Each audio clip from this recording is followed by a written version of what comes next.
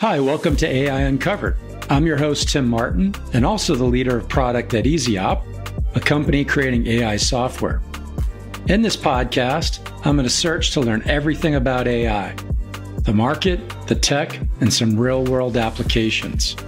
I'll be interviewing some experts and folks executing on AI and extracting critical insights about this technology for our listeners. So let's get started on a path of deeper learning about AI. Hi, today my guest is Fred Schonenberg.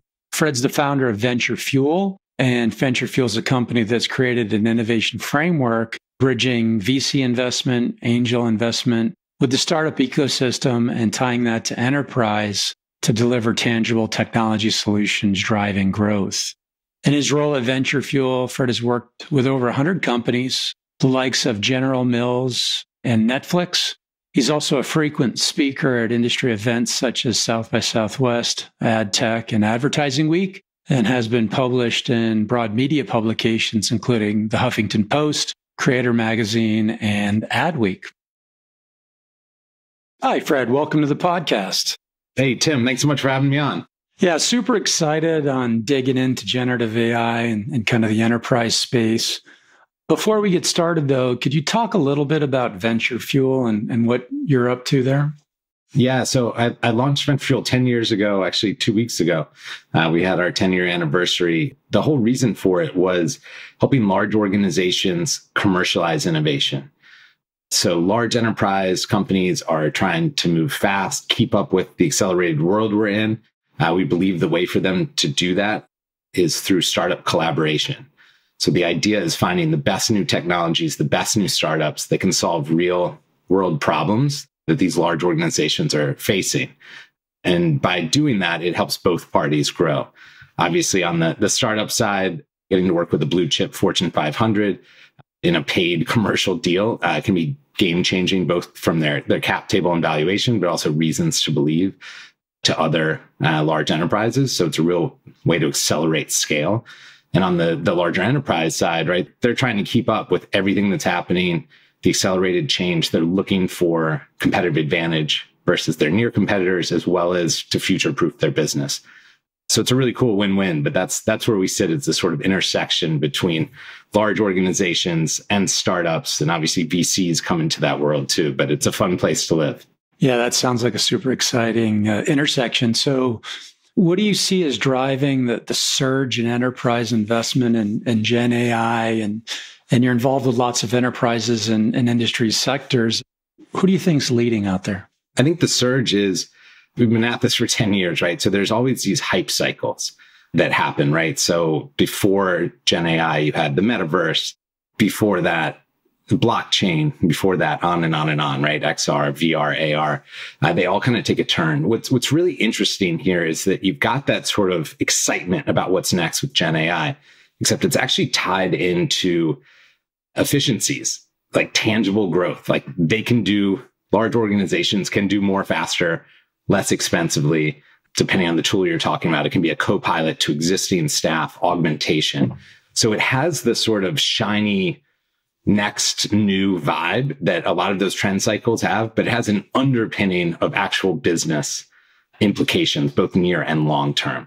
So I think that's why it's a little bit more than just that sort of flash in a pan moment, and more like, hey, this is here to stay. This is going to become part of every large enterprise's sort of data set, but also like the way we all work. So I think those are sort of the reasons why this has been such a hot area for an extended period of time, because normally these things sort of come and go pretty quickly. And this does not show any signs of going anywhere.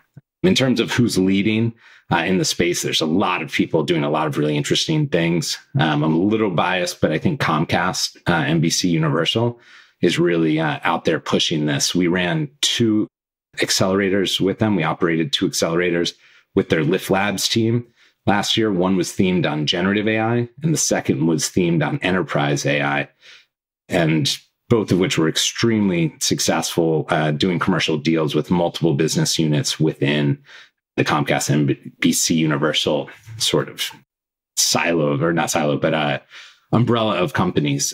So I think they're out there.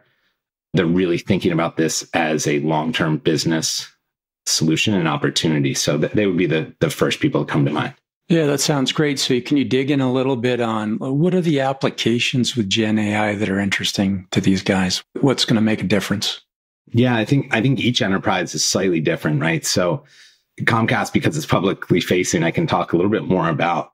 But if you look at the companies that just in their Gen AI cohort, you had some companies that were focused on content generation. InWorld was one of the companies that I believe now is valued at $500 million, has raised over $100 million. But they're essentially creating almost like characters within the gaming space, right? That are all using Gen AI, I think decision trees, but like next level of how these characters should interact in real time with humans and how to make that more interesting rather than it sort of all be coded ahead of time. So that's an example of like one way that's pretty tangible and easy. You can flip to their second cohort, which is enterprise AI, a company called Sales, SAILES, which is basically a cobot, right? Like a co-pilot bot around sales outreach. And sort of any one of us that has been in any biz dev role, right? You email somebody, they don't reply, you write them back something clever, they kind of reply, they pass you to somebody else, and then they want to schedule a meeting and there's 12 back and forth. And essentially this uses generative AI and some pretty smart decision making to automate that. So it's almost like having a sales apprentice or an executive assistant that's sitting in your inbox with your tone of voice, helping to schedule meetings. And so obviously when you have a sales force of 20,000 sellers, the incremental uplift there, both in time saved and then also effectiveness, could be pretty monumental. That's interesting. So, there's obviously lots of Gen AI apps out there. This one that you just talked about, is there some agency there? Like we're talking about getting to agents and giving these applications some agency to act on our behalf. Is there any of that built in? Yeah, 100%. There's a fair amount of that, but it also gives you control, right? And I think one of the things that's interesting about Gen AI is maybe technologists love the fact that it potentially can go to agency, right? And like let it loose and you never have to look at it again. And that is the antithesis to how large enterprises work, right? They're like, hold on a second. We have checks and balances. We need to protect the mothership. And so what's cool about, I don't mean to kind of pitch sales here, but what's cool about them is that it gives the user their own level of confidence and risk aversion in terms of allowing how much the bot would do on its own versus how you do it, right? So it can draft emails for you and then you review them before they go out. Once it starts to know your tone, your cadence, obviously, as you become more comfortable with it, it will start to do those things more automatically. But I think what's very interesting is they allow a certain amount of individual or organizational control. So it has some of the wow factor of like, hey, we could just let this thing go. But with the reality that nobody wants to be spamming, or at least hopefully nobody wants to be spamming prospects or sending prospects the wrong thing. So it's a nice balance between control and some of this automation. Yeah, I hear you on the control side. I mean, we're working with some enterprise apps as well, and it's pretty clear these big enterprises don't want to just let generative AI loose, right? There has to be a plan and there has to be, principles behind doing that. And we're seeing content generation be one of these cool use cases, but I love these other ones too. Sales, every part of the enterprise can benefit from Gen AI moving forward, I think, as long as it's done in a thoughtful way, right? With data security and all these other things that are important to the enterprise. All right. So you mentioned you're working in this intersection with AI startups and large enterprise customers, clients. So how does this collaboration work? Is it a simple relationship where they're acquiring tools or buying things? Or is there actually co-development going on or deeper level partnerships? Yeah, it's a phenomenal question. And it depends. Each enterprise, we custom build all of our programs for the large enterprise, determining first what their objective is, what is their desired outcome of a partnership or a program, like what are they really trying to solve? And in some cases, the answer is a commercial deal, right? We find the right startup that they can run a pilot with, they can prove, validate the technology, and then they can scale it in a large way. And that could lead from there to all sorts of things. vendor partnership to acquisition to investment. There's a number of sort of paths at the end. You mentioned co-development, which is very interesting. We work with a lot of R&D teams where they have unique internal IP, resources, problems they want to solve. And we find a startup or a technology that is doing something maybe in an adjacent space. But together, those two can come together and create something net new that's really interesting. So we do a little bit of both, depending on what the problem is that the corporate is trying to solve and exactly how involved they want to be, how much they want this to be turnkey. Those are all factors we think about. You talked a little bit about a sales example earlier, but do you have some other concrete examples of collaborations that would be good for the listeners to hear about? There's a few that are out there. A lot of our work is stealth, which is always frustrating from a marketing standpoint, that I can't shout from the mountaintops despite wanting to. But obviously for our larger clients, it's a big competitive advantage to develop some of these partnerships before they talk about it.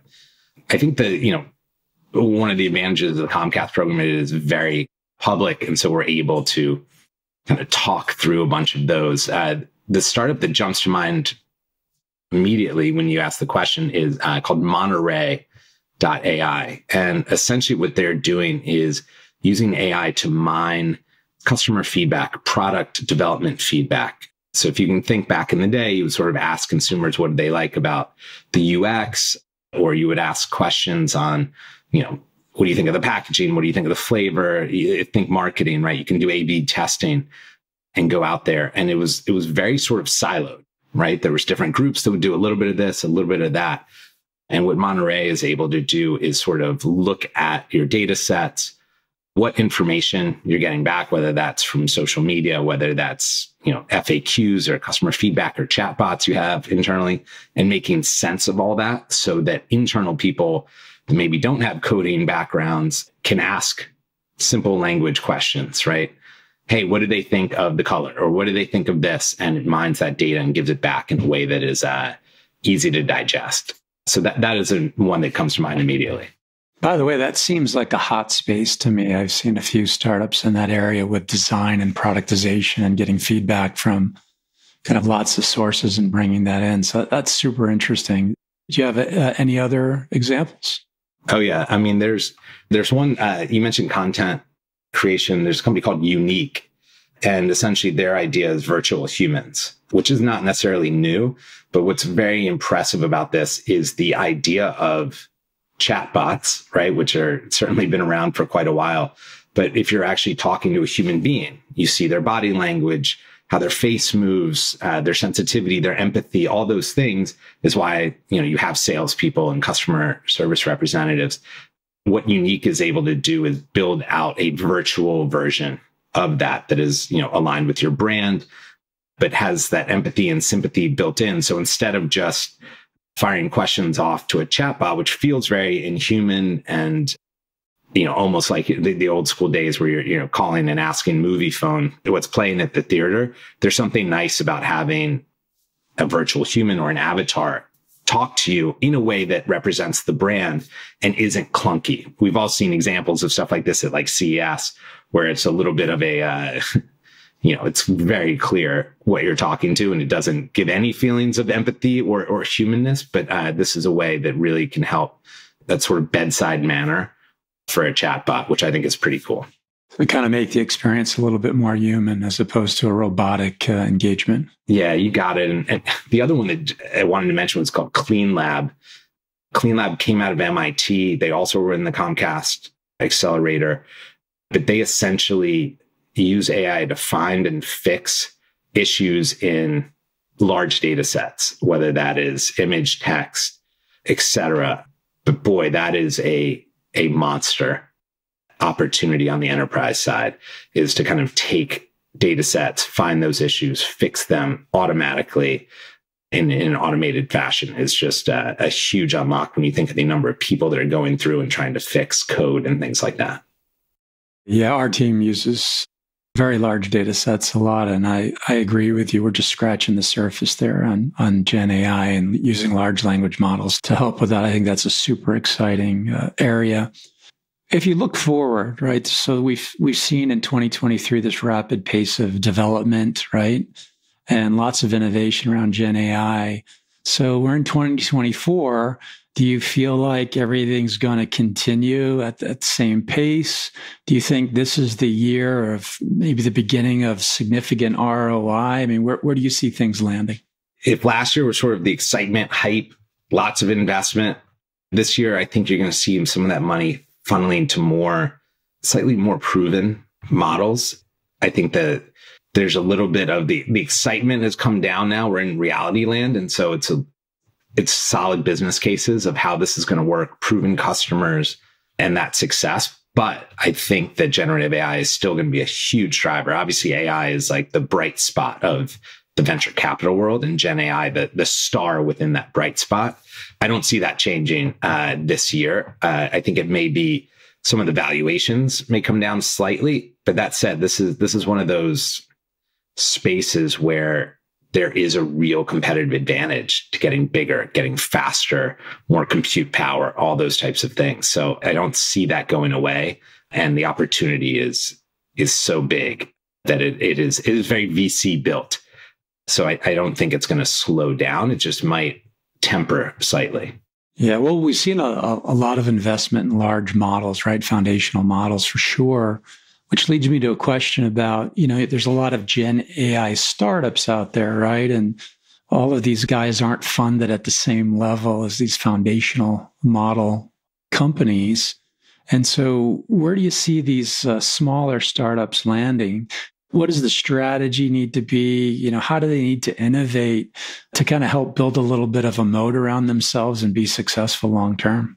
I had a guest on my podcast a while back who big AI investor. And I thought she did a really nice job comparing this to the cloud several years back, right? You're going to have a couple of large players, the AWSs of the world, that become fairly dominant and may even be new companies, right, that become those big players.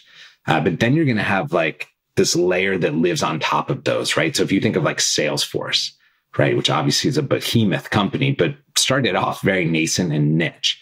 They got their niche. They started to sell. Their data made their moat stronger and more defined. And they just kept adding services, bringing in other startups to enhance that, right? And then people started building on their platform. And then they became what they are today. So I think there's going to be sort of that large language model, big players, maybe one or two emerging that will be in that subset that will become the sort of underpinnings of this either horizontal or vertical layer of startups that have found a real business case, a niche.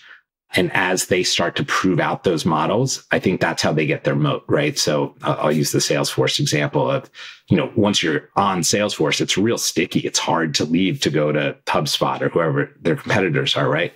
And so I think that you're going to start to see that where there's going to be a few of these early stage startups that start to get the enterprise clients and perfect their product market fit with them. And then, of course, that becomes easier to get other enterprise clients. And then the ball starts to really roll. So I think it'll be a mix between large players and startups that kind of drive the next generation. And how do you feel about open source's role here and kind of the smaller language models and their ability to deal with more narrow use cases very cost effectively? What do you think about all that work that's going on?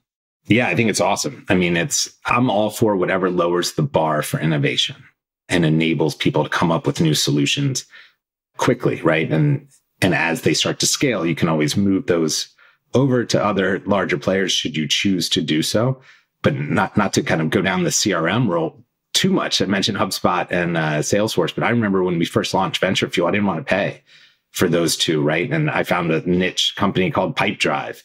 And they were perfect for me for the first several years, right? They really helped me organize my business on that side. And they've established themselves as a legitimate player in that space. So I think you'll see a lot of open source enabling innovation. And whether that innovation stays open source and gives back, that's one play, or they may evolve into other things. But anything that lowers the bar and makes it easier for founders and people that are trying to come up with new solutions to problems that are important to them, I'm a huge supporter of. Yeah, makes sense. I'm super supportive of even guys like Meta, right? Pushing open source, helping the rest of the community. I think that's really important. And then, of course, you've got the other big guys that have state of the art foundational models, and they can be very useful for some things too. But I think it feels like it's going to be a mix of things that, just like in most technologies and in innovation, right? It's not going to be one size fits all. With respect to your engagements with enterprises, right? There's lots of challenges in enterprises rolling out new technology and generative AI. What do you see the mindset being, and what do you think about, or what are the variety of approaches that some of these enterprises are using to adopt this tech? Yeah, it's been a cool journey. I mean, I think we probably worked close to a dozen different views on AI in terms of projects and things we worked on in the last 12 months. And what was interesting is it began with this euphoria. Oh my gosh, let's explore, let's do all these things. And then you immediately had the next step that always happens, which is like, wait a second, what is privacy, IP, regulation? Can we even use this? What does this mean for other parts of our business, right? Which kind of stopped in its tracks a lot of big company innovation where they said, hold on, let's let this play out a minute. What's interesting is now that's coming back. So the euphoria maybe has toned down slightly, but also the fear and risk mitigation is now more realistic. So I think you're going to start seeing large companies doing more things that are public facing. They're certainly all exploring, they're all testing, they're all sandboxing different things. So if any large companies are listening and are not doing something, they should start right away, or they're going to kind of wake up one day and be very far behind. But there are really serious things to think about depending on your industry, right? There's all sorts of things happening in Europe. And for global companies, they have to make sure that they are regulated properly, and that regulation is not necessarily clear. And then, when we're talking about content, what is that? Who owns what pieces of it? And that's all, lawyers are having a fun time currently making sense of all this. It's kind of a new world. So I think that there is rightful trepidation to do big things right away. And I think you're going to start to see very thoughtful programs that have been tested sort of in stealth start to come to light and be more public facing. And, as you take a look at some of the challenges, right? You mentioned a variety of challenges, but for me, ethical considerations are one of them, right? People care about bias and copyright and, well, obviously other things like transparency and explainability in these models. All these things come to play. What do you think are the things that'll happen here in terms of in the ethical arena? How does that play out this year as regulation matures, as some of these enterprises kind of move a little further along? What does that look like in 2024? You nailed two things here that I'd love to talk about. So I'm coming to ethics, but as we were talking about it, it kind of hit me. One of the very interesting companies that went through Comcast was called Reality Defender. And Reality Defender is off of this idea of deep fakes, right? And being able to instantly identify, is this synthetic content, right? Is this actually Tim? Is this actually Fred? Or is it their avatars? And a lot of people listening might be like, whatever, I could tell that. It is unbelievable how advanced all these systems are coming, right? So the ability to imitate someone's voice, their likeness, all that, their passwords, all that stuff is coming. So I think there's got to be some sort of government step in to protect even just us as humans, knowing what's real, what's fake, what's been modified in some way. And it gets gray pretty quickly, right? Like everyone's seen the Android, I think it is, TV commercials where all of a sudden, like, the blurry eyes get removed in a photo, or the sister who you don't want in the picture disappears. That's synthetic augmentation of that photo. So is it real? Sort of. So it's a complicated issue that I think is out there. On the ethics piece, I started thinking about a startup that we met with that is pretty early, but essentially is creating customized news feeds using GenAI and reporting the news to the audience as they would like to receive the news. So make up an example. You could take the war in the Ukraine, and it might be reported differently, the same news source reporting it into the Ukraine versus Russia versus the UK. And it's using GenAI to understand its audience and changing the message accordingly to keep them on site longer. So just like social media. But obviously you go, wait a second, like red flag city on this, like that's the echo chamber on steroids. And so I think there's a lot there from an ethics standpoint that needs to get sorted out pretty quickly here. And to your point on bias, it's tremendous, right? Like as humans, we're flawed. We're bringing bias to almost every situation, whether we know it or not, or how progressive or advanced we are. We're bringing something to the table. And that obviously is getting fed into code, and it has big implications. Even if you think about retail and Gen AI, right? So if my assistant, right, my cobot is making decisions on what products I want, what it's recommending to me, right? Why is it recommending it to me? What price is it giving to me? Based on what, right? There's all these like sort of nuances as we think about an automated world, or a world where a lot of things are happening without our input. In some ways, that's beautiful and potentially could remove bias and make things better. And in other ways, it could be quite nefarious or scary or unfair. So I think this is I can't imagine a topic that will be more hot come the fall, or one of the hottest topics will be this. And I don't know how many people really think about it or know about it all the way through. No, I agree. I mean, it's, we're biased as humans. Systems built on collective human intelligence or information will also be biased. So yeah, this isn't an easy problem. Specifically, if you're doing content in regulated industries, right? You can't have these things. So yeah, these are all issues that we're grappling with now. So we're getting closer to the end of the podcast now. So just wanted to ask you one question and then get into our AI Uncovered Fast Four.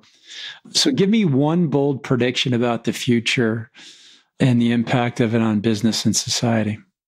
I think the idea of invented here syndrome, this idea that I am this huge company and I am the best in the world at X and everything gets created here in my factory and that is my secret sauce, I think that is going to melt away.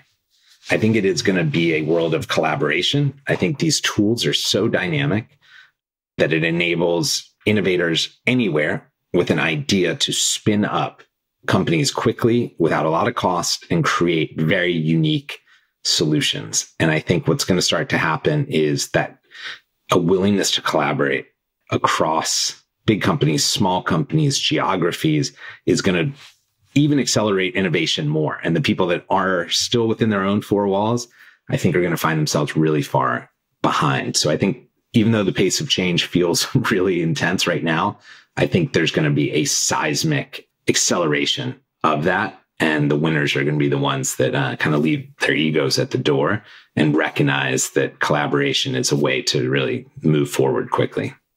It's interesting. So a lot of people hypothesize this idea that a startup company could be a couple of people and a bunch of AI. So it sounds like you think that could also be a possibility or some shift that happens in the future. Oh, yeah. I mean, it's kind of crazy, like how small a team needs to be to create something really impactful at this point. And, it used to be pretty hard. Like I remember my first startup, I got some software and I wrote like a 72-page business plan. Like the thought of doing that now is rather hilarious.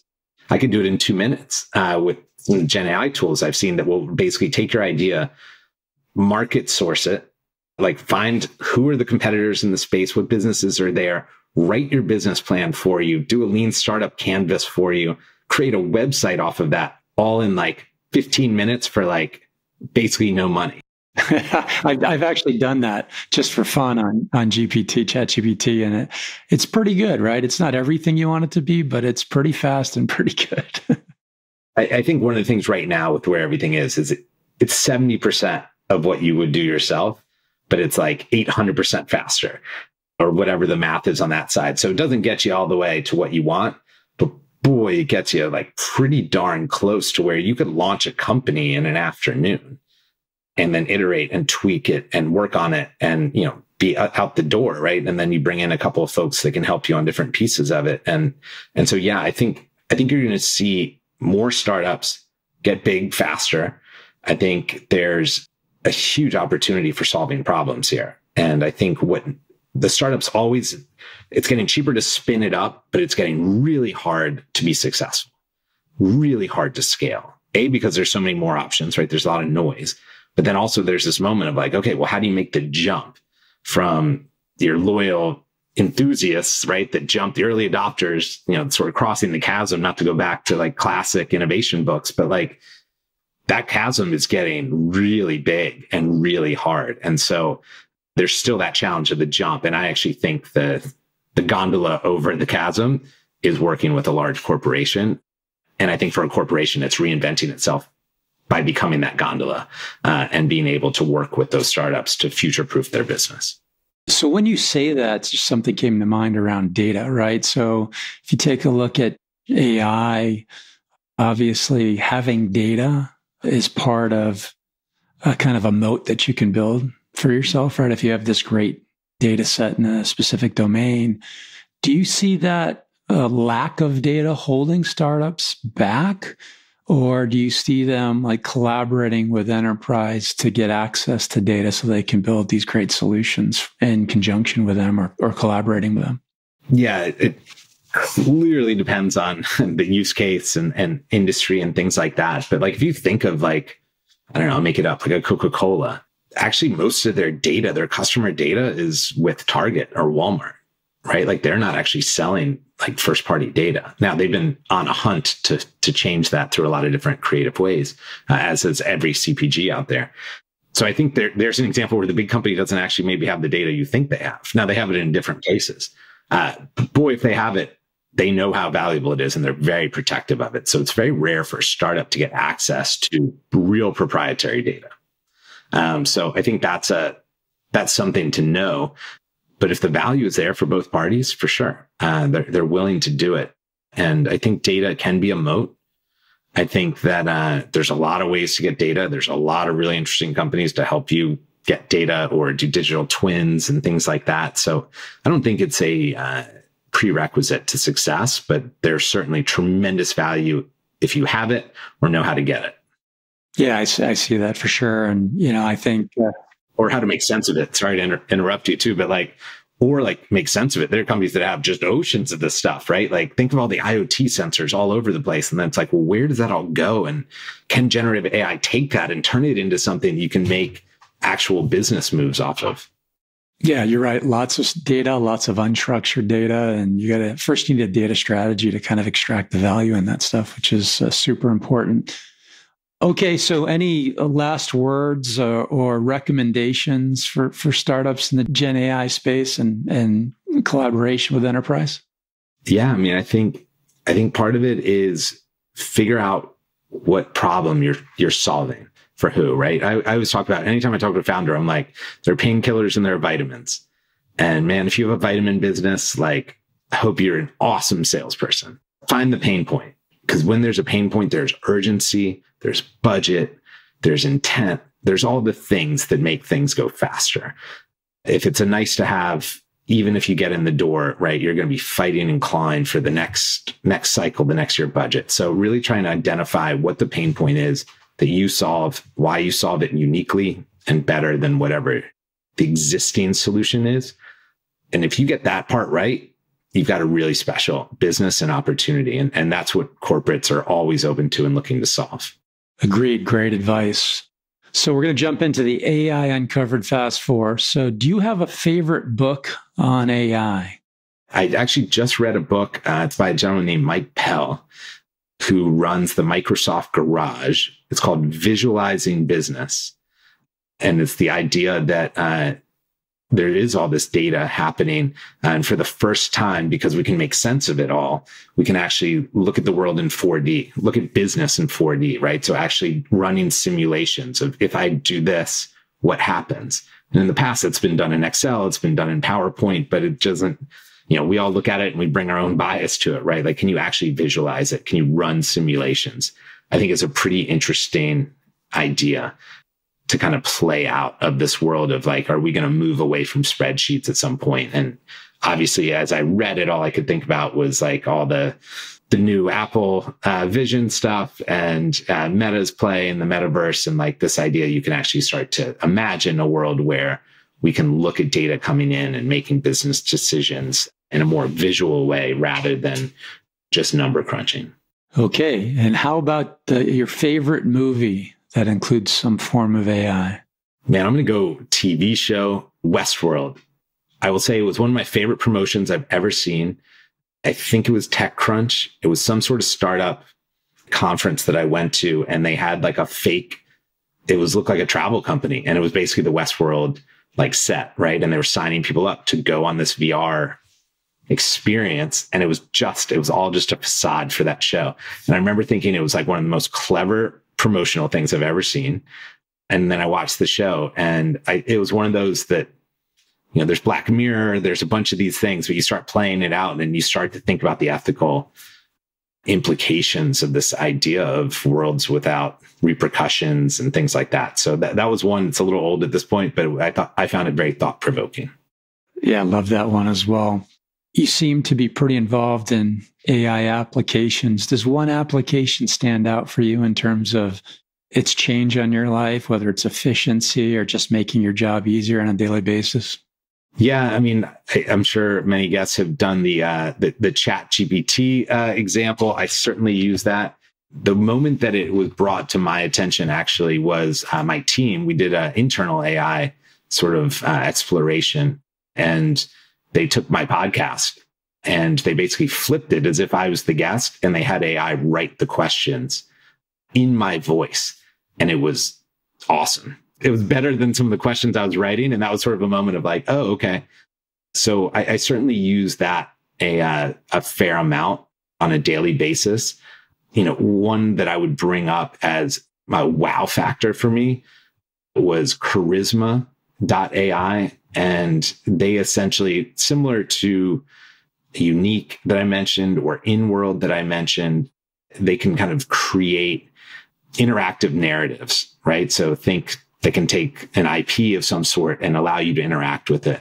And they did a demo using some Comcast IP that was around the Trolls movie. If you all have ever seen Trolls, right? I have a 4-year-old, and they basically spun up a troll that was a unique troll that they created that I could talk to.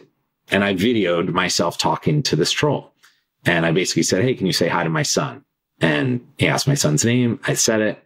And it just started riffing on all this stuff. And I showed the video to my son, who basically was like, I can't believe you know a troll, Dad.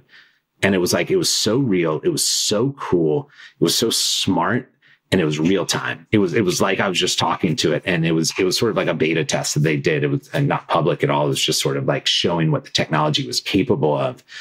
And so I think that is the one most recently where it kind of shook me. Like I was like, oh, this is all here and moving very, very quickly, which I think is really exciting. Well, plus you're the coolest dad ever for knowing a troll. I got to step my game up. Totally. And now I come back from trips and my son's like, what'd you do this time? And like nothing's keeping up with that one. There you go. All right. Last question. Your prediction for the date of the singularity, sentient AI. My immediate reaction is like sooner than I would like to say. So 2040 is what came to mind. And I think that's slow. I think if the game was on and there was no regulation and everyone's asleep at the wheel, 2030.